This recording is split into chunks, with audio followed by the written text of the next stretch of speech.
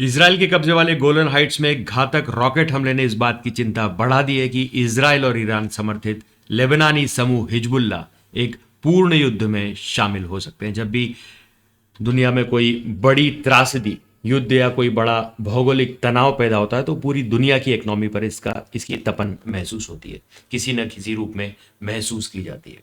ताज़ा मामला इसराइल और हिजबुल्ला के बीच बढ़ते तनाव का है, जो पूरी दुनिया की इकोनॉमी को टेंशन दे सकता है। दोनों के बीच जंग आगे बढ़ने से अर्थव्यवस्था पर असर पड़ना तय है।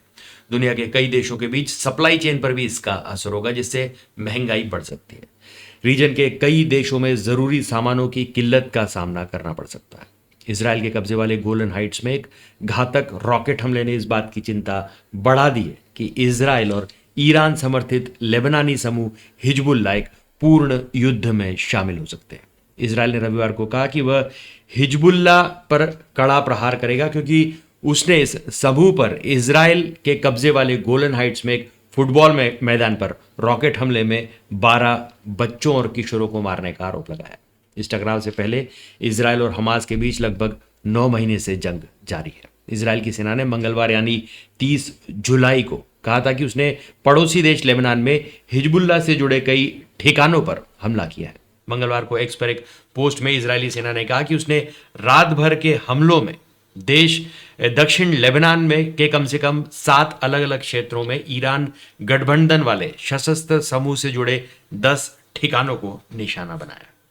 ये हमले इस खतरे को लेकर बढ़ती चिंताओं के बीच हुए कि गाजा में युद्ध क्षेत्रीय संघर्ष को जन्म दे सकता है।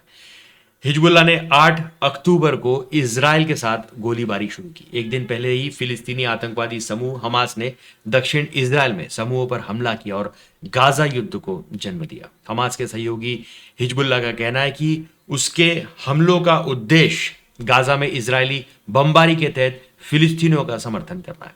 गाजा युद्ध ने पूरे क्षेत्र में ईरान समर्थित आतंकवादियों को आकर्षित किया है। हिजबुल्ला को व्यापक रूप से ईरान समर्थित नेटवर्क का सबसे शक्तिशाली सदस्य माना जाता है, जिसे प्रतिरोध की धुरी के रूप में भी जाना जाता है। हिजबुल्ला ने बार बार कहा कि जब तक गाजा में युद्ध विराम लागू नहीं हो जाता तब तक वह इजराइल पर अपने हमले नहीं रोकेगा। हालांकि यह संघर्ष गाजा से जुड़ा हुआ है, लेकिन इसकी अपनी गतिशीलता है। इजराइल और हिजबुल्ला ने कई युद्ध लड़े। आखिरी युद्ध 2006 में हुआ था। इजराइल लंबे समय से हिजबुल्ला को अपनी सीमाओं पर सबसे बड़ा खतरा मानता रहा और इसके बढ़ते शस्त्रागार और सीरिया में इसके पैर जमाने से वह बहुत चिंतित है।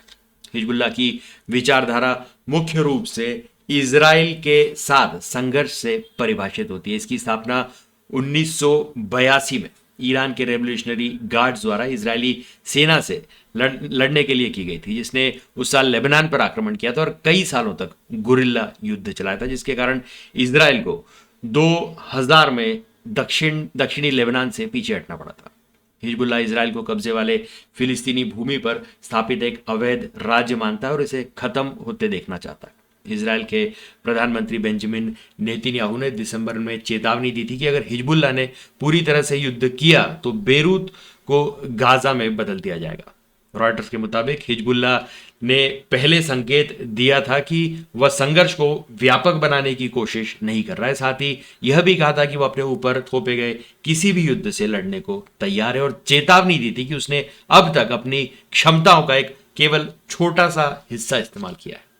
हिजबुल्ला के उपनेता शेख नईम कासिम ने जून में कहा था कि संघर्ष को बढ़ाने के लिए इजराइल द्वारा किए गए किसी भी कदम का सामना इजराइल में तबाही और विनाश और विस्थापन से होगा। पिछले युद्धों में भारी नुकसान पहुंचाया है इन लोगों ने।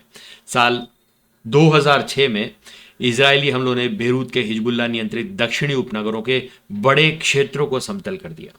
बेरूत हवाई अड्डे को नष्ट कर दिया और अन्य बुनियादी ढांचों को नुकसान पहुंचाया।